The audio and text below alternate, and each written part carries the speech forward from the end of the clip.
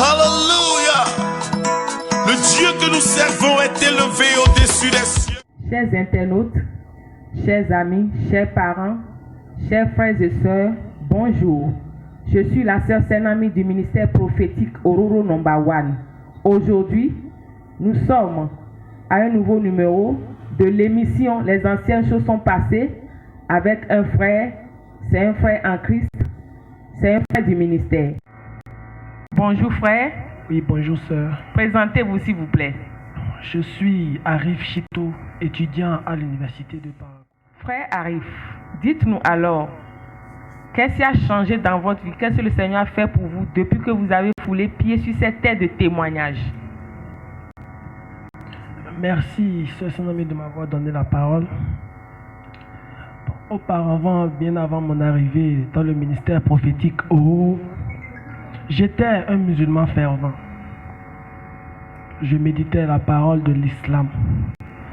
Mais j'avais pas la paix. Je suivais des amis, j'étais dans des trucs inutiles qui n'honoraient pas la gloire de Dieu. Mais depuis mon arrivée sur cette terre sainte, en 6 mois, j'ai eu des témoignages. Dieu a changé ma vie à un certain niveau où je me demande, est-ce que j'avais pris le bon chemin auparavant? Mais je suis rassuré cette fois-ci que j'ai pris le bon chemin. Alors dites-nous de façon claire ce que Jésus-Christ a vraiment fait pour vous, c'est-à-dire de façon détaillée, ce qui a changé dans votre vie. Pour commencer,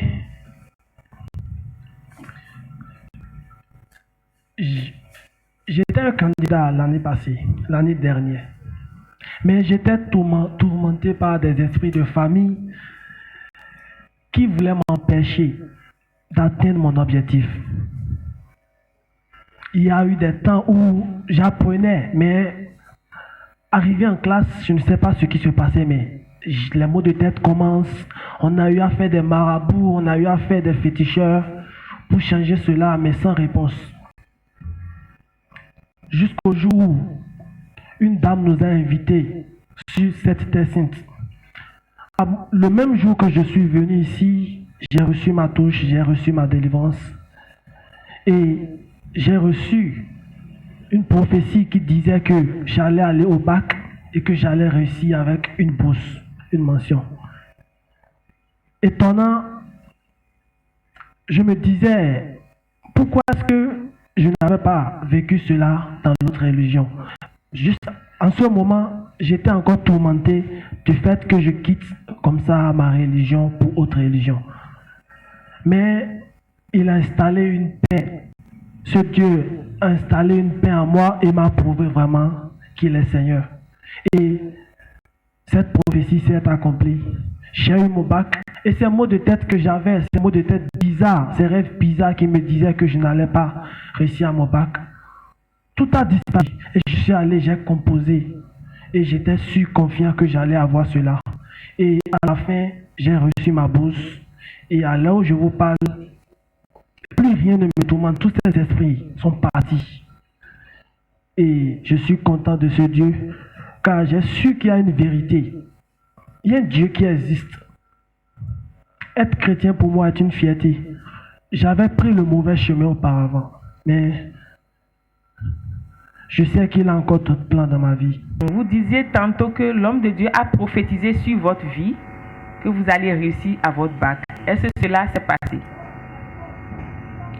Oui, cela a été un succès car pour la bourse, j'ai été admissible. Et ce qui a été plus étonnant, c'est que au bac 2020, j'ai eu la mention passable. Mais j'ai postulé dans une entité où ce n'était que les meilleurs. Donc je me suis dit sûrement j'ai une chance pour avoir la bourse, mais je ne croyais pas. Mais l'homme de Dieu m'a dit que tu auras la bourse. Mais je me disais comment? La mention passable n'obtient pas la bourse. Donc ce jour était venu où les bourses ont été relâchées. Donc, c'est ce jour-là, j'étais allé vérifier au niveau de plateforme et je vois mon nom inscrit parmi ces gens-là. Or, au même moment, j'avais des amis qui ont eu des mentions bien, des mentions assez bien, mais qui n'ont pas été classées là. Et ce jour, je me suis dit que c'était la grâce de mon Père spirituel qui a parlé sur ma vie. Car ce jour, il a dit que j'obtiendrai cette bourse. Et pour ça, je rends gloire à Dieu. Concernant vos amis, dites-nous un peu dans quoi ils vous poussaient. Concernant mes amis,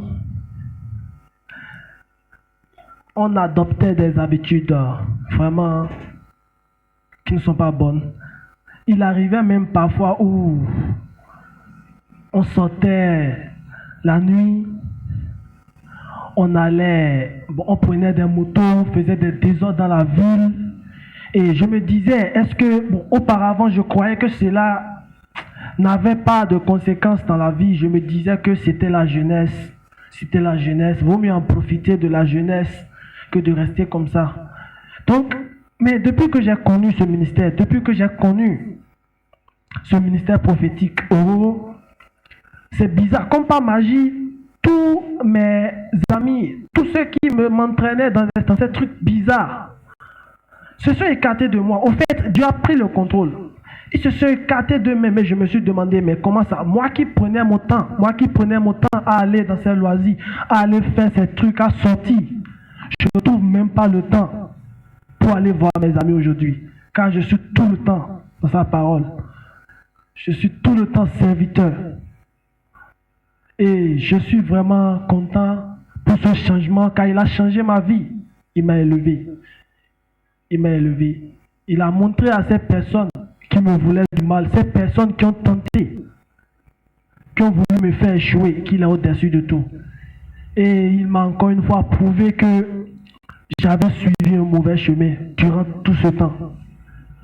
Et je compte à ce que cette gloire continue pour toujours. Arif, dites-nous, en famille, la relation avec vos parents, qu'est-ce qui a changé?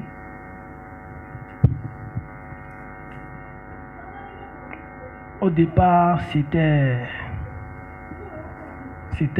l'enfer. Je n'écoutais pas du tout. Je n'écoutais pas. Maman parlait, les parents parlaient, mais je faisais qu'à ma tête. Parce que je me disais que j'ai grandi, j'étais jeune. Vous voyez? J'étais jeune, j'ai déjà plus de 18 ans, plus de 19 ans. Je ne suis plus un gamin. Donc je me disais que j'étais capable de sortir, d'aller vivre seul quelque part. Et je ne faisais que suivre ma tête et suivre ses conseils, suivre ce que les amis disaient et les conseils que les amis me donnaient. Mais depuis que j'ai connu le mystère, avec ces messages que l'homme de Dieu nous donne de jour en jour, chaque jour que Dieu fait, je sens et je constate qu'il y a un changement en moi. Il y a un vrai changement. Moi qui n'écoutais jamais ce qu'on me disait, moi qui faisais qu'à ma tête, aujourd'hui, venez me voir en famille. Venez me voir en famille. Ils sont tous fiers de moi parce qu'il y a un changement et il y a une paix qui s'est installée dans la maison. Il y a une paix qui s'est installée entre ma famille et moi et je suis content de ça et je continue de rendre gloire à l'Éternel pour ce changement qu'il a opéré en ma faveur. Frère Arif, dites-nous votre engagement vis-à-vis de ce Seigneur qui vous a sauvé, puisqu'il vous a restauré. Vous avez réussi à votre examen, le baccalauréat. Vous avez maintenant la paix du cœur et la paix dans tous les domaines de votre vie. J'ai décidé de le servir, d'être fidèle à ses engagements, de le servir pour toujours, afin d'amener quelqu'un à avoir un changement tel que je l'ai eu dans ma vie. Avez-vous quelque chose à dire à ceux qui nous suivent?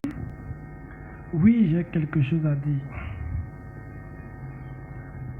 Toi qui as un problème, toi qui vas à ton examen et qui et que tu ne te sens pas sûr de ta réussite, toi qui n'as pas la paix du cœur, viens au ministère prophétique Ororo. Viens dans ta tête de témoignage et tu seras élevé. Le même Dieu qui a fait pour moi au travers du prophète Job Samuel peut aussi le faire pour toi.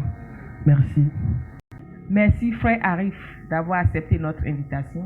Que le Seigneur vous bénisse. Chers amis, chers internautes, chers parents, chers frères et sœurs, nous voici à la fin de notre émission. Les anciennes choses sont passées. Il a dit dans sa parole, venez à moi vous qui êtes fatigués, et je vous donne le repos. Jésus-Christ est la solution à tous vos problèmes. Venez à Ororo Number One et vous ne serez jamais déçus.